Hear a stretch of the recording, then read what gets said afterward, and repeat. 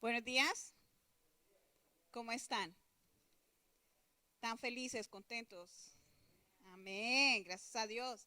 Gracias a todos ustedes porque están aquí alabando, glorificando el nombre de Dios.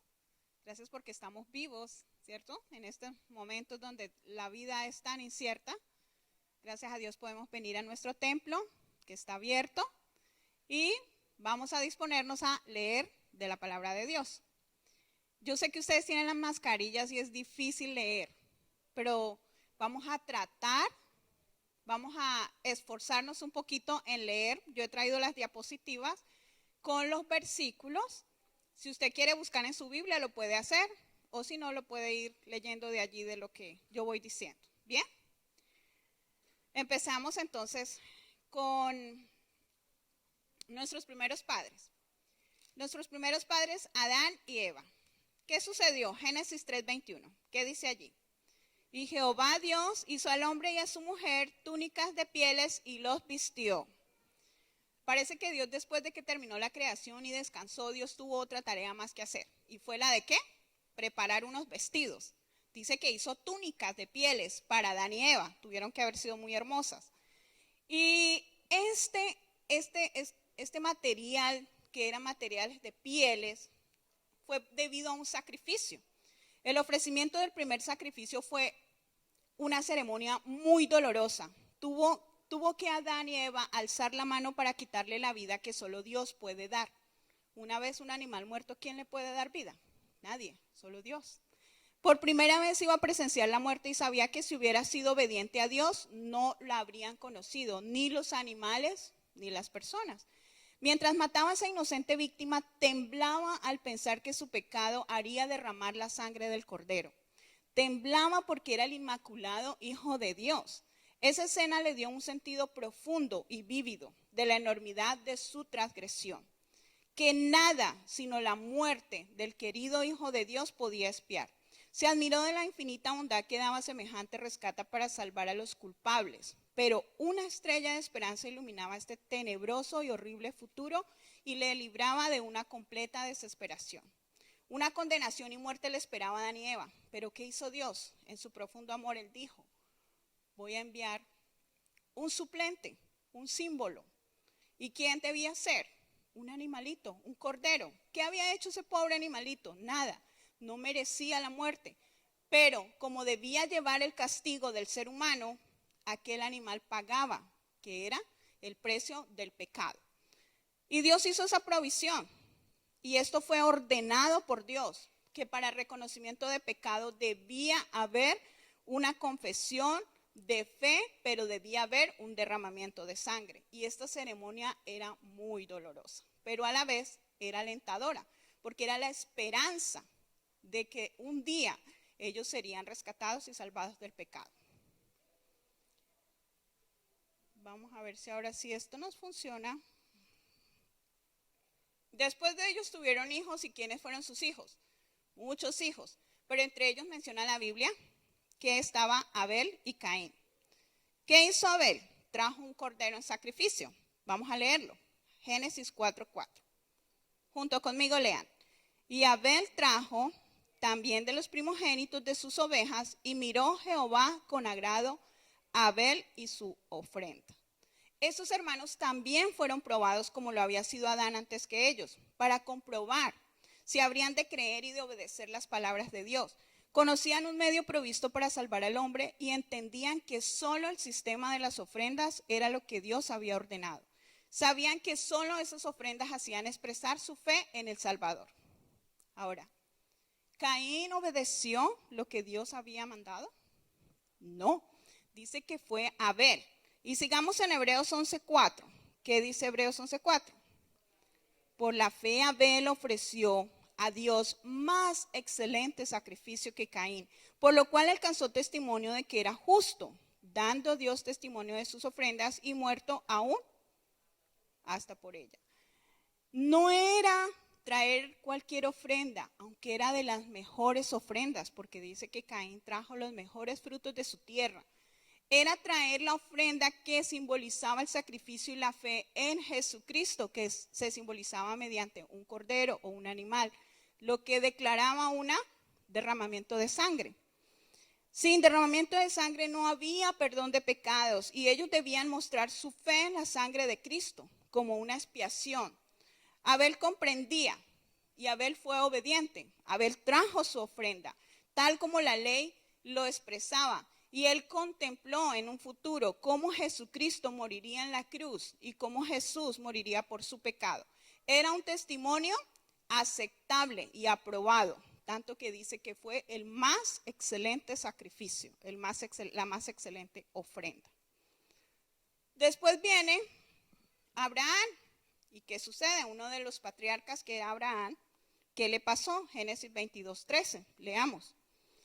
Abraham alzó la vista y miró, no los escucho, y he aquí que detrás de sí estaba un carnero trabado por sus cuernos en un matorral. Abraham fue, tomó el carnero y lo ofreció en holocausto en lugar de su hijo. ¿Quién de ustedes daría su hijo o su hija en un sacrificio?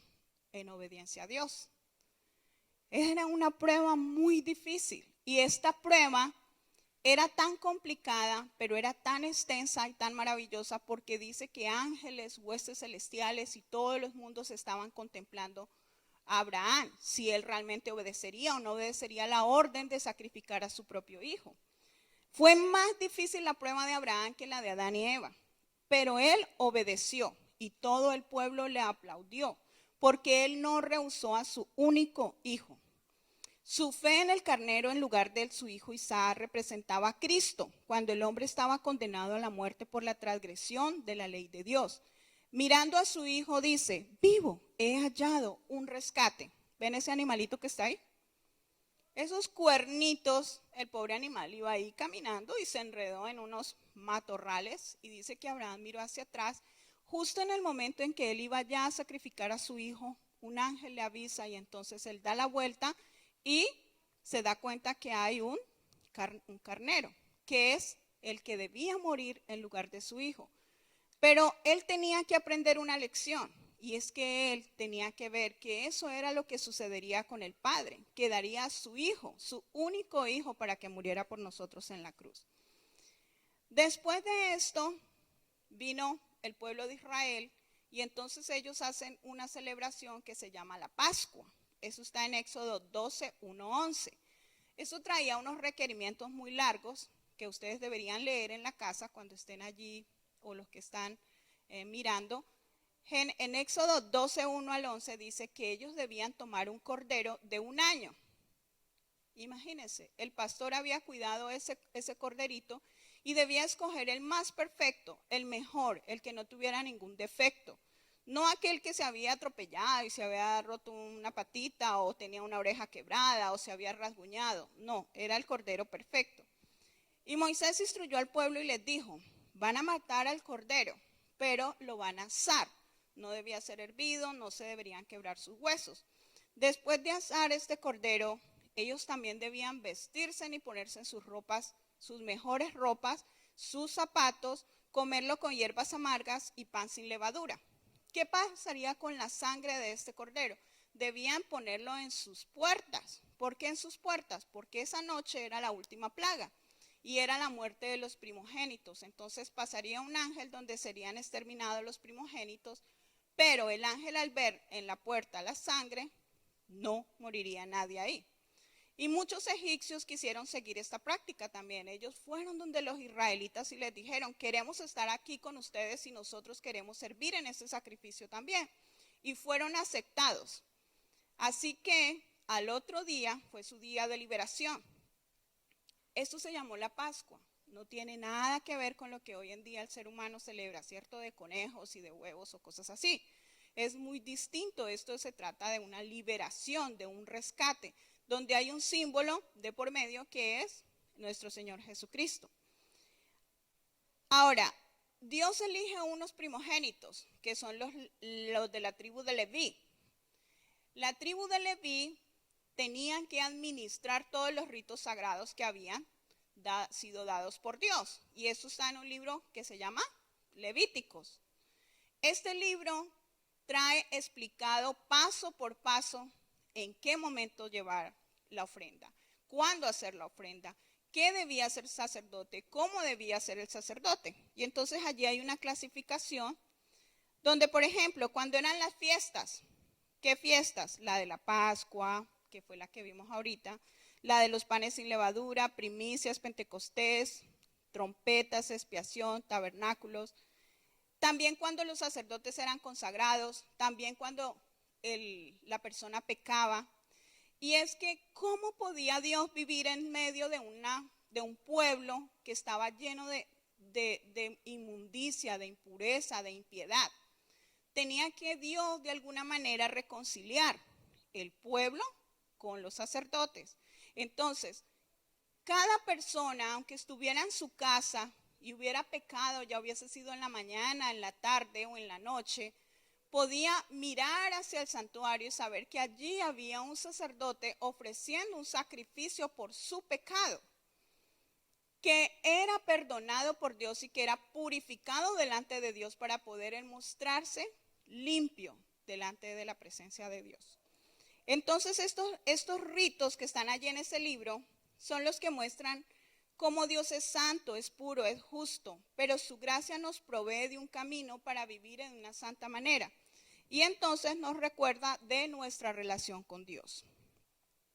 ¿Qué pasó con todos estos ritos y con todo esto? Se hizo carne. Vemos aquí, Juan 1:29. Leámoslo. El siguiente día vio Juan a Jesús que venía a él y dijo: he aquí el Cordero de Dios que quita el pecado del mundo. Juan está declarando allí en el Jordán, él está bautizando, y entonces siempre habían visto muchos pecadores, hombres asesinos, ladrones, violadores, gente mala, pero ahora está viendo a Jesucristo. Y dice que cuando él ve a Jesús, él quisiera ser bautizado por Cristo, porque Cristo era puro, era santo, él no tenía por qué bautizarse. Y entonces Juan reconoce la pureza de Cristo que nunca había percibido en ninguna persona. Pero ¿cómo? ¿Cómo es que él se va a bautizar? Jesús le dice, conviene hacer y cumplir. ¿Qué estaba cumpliendo Cristo? Cuando el sacerdote tomaba su tórtola o su paloma o el cordero que iba a ser sacrificado, antes de eso debía ser lavado y purificado. No podía venir sucio, de pantano, de mugre. Entonces aquí está mostrando cómo Jesús fue lavado allí en estas aguas. No porque él estuviera contaminado, no porque él fuera impuro, sino para ejemplo de toda la humanidad. Porque si él, sin tener pecado, sin estar manchado, nos dio ese ejemplo, lo hizo para que cada uno de nosotros siga esto. Jesús no recibió este bautismo como confesión de culpabilidad propia, solo que se identificó con cada pecador para que los demos esos pasos y así nosotros sigamos esa obra que hemos de hacer. Así que esta víctima pura y limpia nos dio este gran ejemplo. ¿Qué dice allí en 1 de Pedro 1:16? Léanlo. Porque escrito está, sed santos, porque yo soy santo. ¿Qué más? Invocáis por Padre a aquel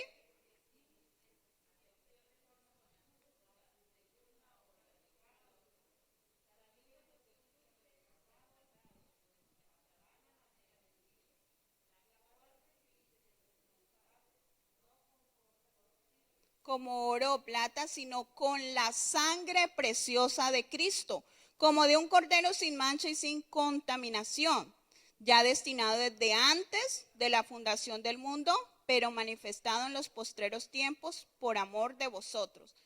No fue una idea desordenada de que Cristo fuera a venir a la tierra. Dice que fue cuando antes de la fundación del mundo, Dios en su infinito amor tenía preparado un gran plan de redención para cada uno de los seres humanos. Dios tenía en su mente salvarnos porque sabía que íbamos a pecar, porque Él en su infinita sabiduría, Él provee de las cosas que nosotros necesitamos. Ahora, este plan de redención tenía un propósito mucho más amplio y profundo. No solo era salvar al hombre, sino que Cristo vino a la tierra para vindicar el carácter de Cristo. A este resultado de su sacrificio, su influencia sobre los seres de otros mundos. Así que el hombre se refirió al Salvador poco antes de su crucifixión y él dice, ahora es el juicio en este mundo, donde el príncipe de este mundo será echado fuera. Y yo, si fuere levantado de la tierra, a todos traeré a mí mismo. Y es que, hermanos, cada uno de nosotros es impuro, cada uno de nosotros está manchado, pero existe uno solo que nos hace limpios y que nos hace aceptos delante de Dios. ¿Y es quién? Jesucristo. Usted puede tener todos los errores, los hermanos pueden tener muchas equivocaciones, pero es esa multitud de equivocaciones de las que Dios nos quiere lavar. ¿Por medio de quién? De Jesucristo. Ahora, veamos el siguiente en Hebreos. ¿Qué dice Hebreos 9, 14, 15? Cuanto más la sangre de Cristo, el cual mediante el Espíritu Eterno se ofreció a sí mismo, sin mancha a Dios, limpiará vuestras conciencias de obras muertas para que sirváis al Dios vivo. Así que por esto es mediador de un nuevo pacto, para que interviniendo muerte para la remisión de las transgresiones que había bajo el primer pacto, los llamados reciban la promesa de la herencia eterna. Ahora, ¿fue obligado Cristo a morir en la cruz? De ninguna manera. Acá dice que Él se ofreció a sí mismo. Él mismo quiso venir por amor a cada uno de nosotros. Si usted se siente olvidado de Dios, si usted está perdiendo su fe, si usted siente que Dios lo ha abandonado, quiero decirle que Cristo desde antes dijo, yo voy a ir a la tierra por esa persona porque la amo, porque quiero rescatarla. Y Él no tenía por qué hacerlo. Y Él era sin mancha, dice, limpiará vuestras conciencias de obras. Él es como el jabón cuando usted lava la ropa. Usted puede tener una ropa ahí muy sucia, pero el jabón, el cloro lo limpia. Y vuelve usted y usa esa ropa. Lo mismo sucede con nuestra vida. Usted puede estar manchado de pecado porque usted ha tenido pensamientos impuros, usted ha cometido un delito, usted ha faltado a la ley de Dios. Pero está Jesucristo que si en mancha, Él está en la mañana, en la tarde, en la noche. Está ahí atento para escuchar todo ese pecado para que nos haga limpios y seamos aceptos delante de Dios. Limpiará en nuestra conciencia. Serviremos a un Dios ¿qué? Un Dios vivo. Dios está vivo. Él se hizo un mediador mediante un nuevo pacto. Ya no tiene usted que venir de pronto ahí a traer una ofrenda. No sé cuántos de ustedes traerían un toro, un cordero, una tórtola, una paloma. Pero Dios es sabio. ¿Cómo en este tiempo nosotros íbamos a traer esos animales y ofrecerlos aquí? Difícil, ¿cierto? Y Dios que sabía eso dice, hay un nuevo pacto. Ese nuevo pacto es que ya no traigamos esas ofrendas, ya no hacemos esos ritos, sino que miramos hacia la cruz de Cristo. Porque dice que una vez el muerto atrajo a toda la humanidad para que lo miraran a Él. Y el príncipe de las tinieblas fue echado fuera.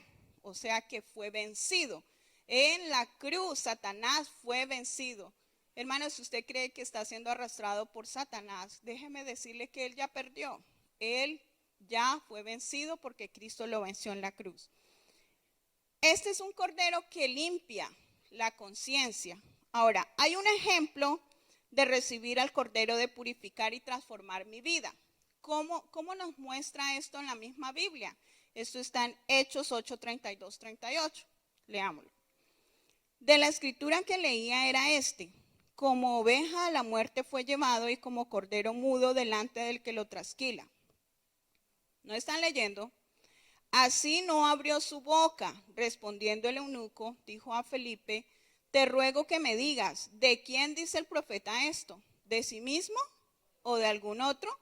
Entonces Felipe, abriendo su boca y comenzando desde la escritura, le anunció el evangelio de Jesús y respondiendo, dijo: creo que Jesucristo es el Hijo de Dios.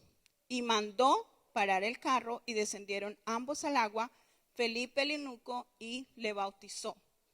El Espíritu Santo llama a Felipe. Felipe está a 100 kilómetros de ahí porque él está por Samaria. Y este hombre, el eunuco, está leyendo, y él está leyendo de Isaías, porque los profetas hablaban y mencionaban también al Cordero de Dios que quitaría el pecado del mundo. Pero aquí está leyendo un pasaje muy difícil de entender, porque él no sabe si está hablando del profeta o si está hablando de otro. Y tiene que venir el Felipe con el Espíritu Santo que lo ha llamado para pregonar, enseñarle, anunciarle que está hablando de Jesucristo. ¿Y le creyó él? Sí, le creyó. Y cuando le creyó, ¿qué hizo? Dijo, bueno, eso está bonito, sí, me gustó mucho. No, él actuó inmediatamente en un rito que fue necesario, que era ¿qué? El bautismo. Entonces dice, ¿qué impide que yo sea bautizado? Y enseguida dice, Felipe le bautizó. Dios está llamando a todos los hermanos, a todos los amigos, amigas que no se han bautizado, para que den ese paso. Es un paso de fe, donde usted demuestra de que todos sus pecados morirán y que usted nacerá a un nuevo pacto. Y es un pacto no que usted lo haga con la iglesia, con el hermano, con la familia. Es un pacto ¿con quién? Directamente con Jesucristo, directamente con Padre, directamente con el Espíritu Santo. Entonces, cuando nosotros aceptamos en obediencia, como lo hizo Felipe para ir a predicar, nosotros también debemos ser obedientes y ir a predicar este mensaje de que el Cordero de Dios quita el pecado del mundo. Pero ¿se terminó ahí la obra del Cordero? No se terminó. Aquí dice Apocalipsis 5, 12, 13. ¿Qué dice? Decían a gran voz, el Cordero que fue inmolado es digno de tomar el poder, las riquezas, la sabiduría, la fortaleza, la honra, la gloria y la alabanza. ¿Por cuánto tiempo? Por los siglos de los siglos. Cuando se estudia Apocalipsis, ya usted no ve un cordero humillado, enmudecido, un cordero que fue abatido. Ahora usted ve un cordero digno de tomar el poder, de tener riqueza, sabiduría, fortaleza, honra, gloria, alabanza. Y no por un momento, sino por los siglos de los siglos de los siglos. El universo entero contempló todo este sacrificio hecho por el Padre, por el Hijo, porque el Padre dio al Hijo y fue un sacrificio también hecho por el Padre. Se lo dio a la humanidad, pero ahora ha llegado la hora en que Cristo se ha exaltado sobre principados, potestades, sobre todo nombre, al fin de alcanzar el gozo que le fuera propuesto el llevar muchos hijos a la gloria, pues sufrió en la cruz la vergüenza. ¿Creen ustedes que fue más grande el gozo o el dolor de lo que sintió Cristo? Más grande fue su gozo. Dice, por inconcebible que parezca, ahora su gozo y su dicha de la gloria echa mirada a todos esos redimidos que fueron transformados a su propia imagen. ¿Qué más trae este cordero? Este cordero trae un libro. Y ahí en ese libro dice, están los nombres escritos. Y nos dice, cuídense de que no sea borrado su nombre del libro del Cordero. ¿Por qué? Porque son los que entrarán en la santa ciudad de Dios. Son los que serán librados en el tiempo de angustia. Alcanzarán la vida eterna. Son los que superaron las pruebas y dificultades de la vida terrenal. Aceptarán la salvación y son los que han venido siendo juntados desde los tiempos de Adán hasta el último tiempo, hasta la última generación. Trae también este cordero, leamos allí, que dice Apocalipsis 7, 9, 10. He aquí una gran multitud, la cual nadie podía contar, de todas naciones, tribus, pueblos, lenguas, que estaban delante del trono y en la presencia del Cordero, vestidos de ropas blancas y con palmas en las manos. Clamaban a gran voz diciendo, la salvación pertenece a nuestro Dios que está sentado en el trono y al Cordero. Los sellados. Saben ustedes que nosotros estamos siendo sellados y que todavía hay sellamiento para muchas personas. Son corazones que llevan un sello perfecto de lo divino y cuyas caras reflejan la semejanza de su Rey. Contemplan ellos el resultado de la angustia de su alma y está satisfecho, con voz le habla a las multitudes. Estoy contemplando el rescate por mi sangre. Por estos yo sufrí, por estos yo morí, por estos para que permanezcan en la presencia a través de las edades eternas. Y Cristo cuando ustedes ven ahí, dice que cada uno está acompañado con unas palmas en las manos y hay una vestidura. Miren otra vez cómo en el principio del Edén Dios dio vestidos a Adán y Eva. Y nuevamente hay unas vestiduras que son como blancas, resplandecientes. Entonces esta multitud de sellados están acompañando al Cordero. ¿Qué más trae el Cordero? ¿Qué dice allí en Apocalipsis 19:9? Bienaventurados los que son llamados a la cena de la boda del Cordero. Cuando ustedes ven en Apocalipsis dice bienaventurados. Bienaventuranzas son muchas las que da el Apocalipsis, mostrando una alegría y un gozo. Para Jesús, cuando Él estuvo en la tierra, una de las dichas más grandes era poder estar en una boda. Recuerden que Él empezó su ministerio haciendo un milagro en una boda. ¿Por qué? Porque es un matrimonio, es una vida que empieza, una familia. Y Jesús no era antisocial. Jesús era muy sociable, era una persona que le gustaba estar entre la multitud, entre las personas. Él estaba con pobres, con ricos, con jóvenes, con niños, con adultos, con personas muy, muy mayores. Estaba entre los religiosos también. Y vemos aquí que hay un cordero y vemos aquí que hay unas bodas. ¿Y con cuáles se va a casar aquí el cordero? Con la ciudad de Jerusalén. Porque la ciudad de Jerusalén es semejante a un esplendor de una piedra preciosa como jaspe, tanto como el cristal. El pueblo de Dios con sus invitados, después de recibir el reino, vendrá en su gloria como el Rey de Reyes y Señor de Señores. Se sentarán con Abraham, Isaac y Jacob. Cuando estemos en esas cenas del Cordero, ustedes van a estar hablando, nosotros estaremos hablando con Isaac para que nos relate esa historia. Cara a cara con Jacob, con estas personas que siguieron y que creyeron en el Cordero. En su reino para participar de las bodas del Cordero, en la proclamación del mensaje, los siervos de Dios son llamados a sobreponerse a cualquier obstáculo. Es así que el Cordero de Dios con la santa ciudad de Jerusalén, hay unas bodas. Nosotros somos el pueblo llamado a ser invitados, a ser servidos en este gran banquete. Pero no solo eso, ¿qué más hay? Hay un himno. ¿Cuándo usted canta?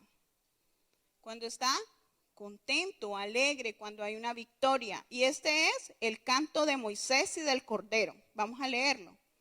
No les digo vamos a cantar porque no sé cómo será la canción, no sé cómo será la música. Así que leámoslo. Grandes y maravillosas son tus obras, oh Señor Dios, el Todopoderoso. Justos y verdaderos son tus caminos, oh Rey de las naciones. ¿Quién no te temerá, Señor, y glorificará tu nombre? Pues solo tú eres santo. Todas las naciones vendrán y adorarán delante de ti, porque tus obras de justicia han sido reveladas. Este es un canto de victoria. Es un canto que nos da gozo, nos da alegría, nos da todo el contentamiento y la plenitud de que ya todas esas pruebas de este mundo, todo el sufrimiento, el dolor, las enfermedades, han sido superadas. Porque allí nosotros estamos en triunfo, ¿cierto? Están los sellados, estamos con vestiduras blancas, estamos cantando delante del Cordero. Es un himno donde los redimidos son el trofeo del Cordero. Pero cuando estamos allí, dice que las coronas son quitadas porque no reconocemos que nada de lo que nosotros hagamos nos lleva hasta esta victoria. Nada. Usted podrá dar muchas ofrendas, usted podrá ser la persona que se crea más santa, la persona que más participe o la persona que diga yo no cometo ningún pecado y es que yo no le hago mal a nadie. Pero dice que aquí sus coronas serán puestas delante de Cristo, reconociéndolo de que solo por Él nosotros hemos triunfado y por eso hemos llegado hasta allí. Por último, ¿quién será nuestro líder? Un cordero. Vamos a leer Apocalipsis 7:17. Uno de los nombres dados al Señor Jesús en la Biblia es el Cordero de Dios. Bueno, ese no está en el versículo, ese yo lo puse. El versículo dice, porque el Cordero que está en medio del trono los pastoreará y los guiará a fuentes de aguas de vida, y Dios enjugará toda lágrima de los ojos de ellos. Hermanos, aquel cordero que fue inmolado, que fue humillado, enmudecido, ahora es alabado y merece toda honra, toda gloria. Cantaremos digno, digno es el cordero. Y es al final este cordero quien nos pastoreará, pues estará en medio del trono. Nos guiará a fuentes de agua, nos limpiará. Dice que Dios nos limpia las lágrimas y que ya no hay ni muerte, ni dolor, ni enfermedad, ni clamor. Todas estas cosas que estamos sufriendo, que son principio de dolores, porque lo dice Mateo, principio de dolores son estas pestes, estas enfermedades, esas guerras, estos rumores de guerra, pero aún no ha llegado el fin, no ha llegado el tiempo de una verdadera angustia y una verdadera persecución. Este apenas es un comienzo donde nosotros estamos preparándonos para otras cosas más difíciles que vendrán. Pero no está en nosotros el triunfo. Nunca piense que es usted. Tiene que mirar hacia el Cordero de Dios, que es el que tiene, es el único que tiene el poder para limpiarle, para sanarle, para curarle, para llevarle, para vendar todas sus heridas. Nadie más puede hacerlo, solo el Cordero. Así que este es mi llamado el día de hoy, para que los que ya recibieron su rito del bautismo no pierdan el borrar su nombre en el libro del Cordero, sino que cada día seamos fieles. Y así como los sacerdotes ofrecían sacrificio, allí Jesús está en el cielo intercediendo por nosotros. Allí está Jesús sabiendo que tú y yo pecamos, que esta semana hemos cometido grandes errores, pero que no estamos solos, sino que tú puedes elevar una oración en la mañana, en la tarde, en la noche, donde estás, con quién estás, si estás solo, si estás con un familiar, si estás con alguien, si puedes hacer una llamada. Dios está esperando allí en el cielo por cada uno de nosotros. Y Él no quiere estar solo, Él quiere estar con multitudes, como lo leímos, tribus, pueblos, lenguas, naciones, de todas las naciones. Así que hermanos, ese es mi llamado en el día de hoy. Vamos a orar y vamos a pedir porque esto sea una realidad en nuestras vidas. Les invito a que se pongan en pie. Oramos. Padre eterno, a ti damos la honra y la gloria, porque tú enviaste a tu Hijo a rescatarnos, a librarnos de esta vida de pecado. Sabemos que cada día, Señor, cometemos pecados contra ti, que hay en nuestro corazón maldad, que nuestros pensamientos son impuros, pero reconocemos en el Cordero a Jesucristo, quien fue inmolado y que también nos rescata y nos salva de toda esta impureza que llevamos. Ayúdanos a ser limpios delante de ti, ayúdanos a ser puros para ser aceptados en tu trono. Y que todo esto que estamos pasando, sufrimiento, dolor, todo esto que vivimos por esta pandemia o las situaciones que tenemos, sean, Señor, llevadas delante de tu altar para que sean olvidadas y que solo nos concentremos en pensar en este Cordero que trae grandes recompensas para nuestras vidas.